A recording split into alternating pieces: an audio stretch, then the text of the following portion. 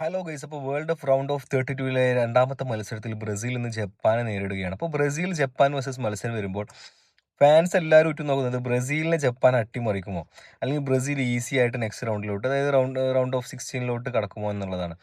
എനിക്ക് ഈ മാച്ചിനെ കുറിച്ച് പറയാനുള്ളത്, ബ്രസീൽ എന്ന് പറഞ്ഞു കഴിഞ്ഞാൽ വേൾഡ് കപ്പിലെ ഏറ്റവും ചരിത്ര പ്രധാനമുള്ള ഒരു ടീമാണ്.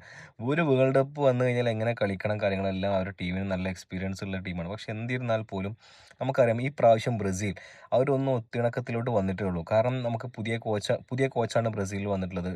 കോച്ചാരെന്ന് പിന്നെ എടുത്ത് പറയേണ്ട കാര്യമല്ലോ, ആഞ്ചലോട്ടിയാണ്. ആഞ്ചലോട്ടി എന്ന് പറഞ്ഞാൽ അദ്ദേഹത്തിന്റെ തന്ത്രങ്ങൾ എന്താണ്, അദ്ദേഹം ഉദ്ദേശിക്കുന്നതെന്ന് നമുക്ക് കളി കണ്ട് തന്നെ അറിയാൻ കഴിയുള്ളൂ. കാരണം ഓരോ മത്സരത്തിലും അദ്ദേഹം ആ മത്സരത്തിനനുസരിച്ച് കൊണ്ടുള്ള തന്ത്രങ്ങളാണ് മെനയുന്നത്. ജപ്പാനെതിരെയുള്ള ഒരു ടാക്ടിക്സ് ആഞ്ചലോട്ടി എന്തായാലും കണ്ടുവച്ചിട്ടുണ്ടാവും.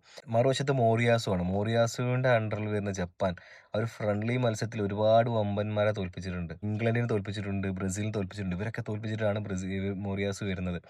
അപ്പോൾ എന്തിരുന്നാലും ജപ്പാനിനെ നമ്മൾ അങ്ങനെ എഴുതി തള്ളാൻ കഴിയില്ല. എനിക്ക് ഈ മത്സരത്തിൽ ജപ്പാനിന്റെ പെട്ടെന്നുള്ള അറ്റാക്കിങ് കാര്യങ്ങൾ എടുത്ത് ശ്രദ്ധിക്കേണ്ട കാര്യമാണ്. കാരണം അവർക്കൊരു ചെറിയ ഗ്യാപ്പ് കിട്ടിയാൽ തന്നെ അവർ അതിന്റെ ഇടയിലൂടെ ഇപ്പം ബ്രസീലിനെ പോസ്റ്റിൽ എത്തിയിട്ട് അവർ മികച്ച രീതിയിൽ അവർക്ക് തലവേദന ഉണ്ടാക്കുന്നുള്ള ഒരു സംശയവുമില്ല.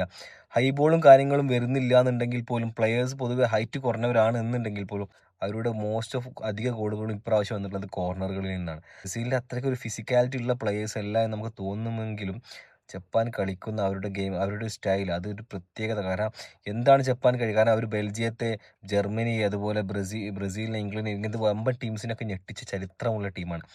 എന്നിരുന്നാലും ബ്രസീലിന്റെ ഹിസ്റ്ററിക്ക് മേലെ ആവില്ല ഒന്നും. അപ്പോൾ ഈ മത്സരം ബ്രസീൽ ജയിക്കുമെന്നാണ് എൻ്റെ ഒരു പ്രഡിക്ഷൻ വരുന്നത്.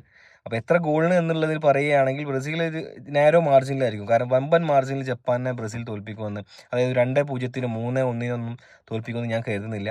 2-1, 3-2 അതുപോലുള്ള മാർജിനുകളിലായിരിക്കും എന്നാണ് ഞാൻ എക്സ്പെക്ട് ചെയ്യുന്നത്. കാരണം ബ്രസീൽ ഒരിക്കലും റൗണ്ട് ഓഫ് 32 പുറത്താവരുത് എന്ന് ആഗ്രഹിക്കുന്ന ഒരാളാണ് ഞാൻ. മേ ബി ഒരു 1-2 റൗണ്ട് കൂടെ നമുക്ക് ബ്രസീൽ കാണാം. പിന്നെ അതിന് ശേഷമാണ് മത്സരങ്ങൾ ഒന്നും കൂടെ ടൈറ്റ് ആവുക. അപ്പോൾ നമുക്ക് കാത്തിരുന്ന് കാണാം ഇന്നത്തെ മത്സരം ആര് ജയിക്കുമെന്നുള്ളത്. ഓക്കെ.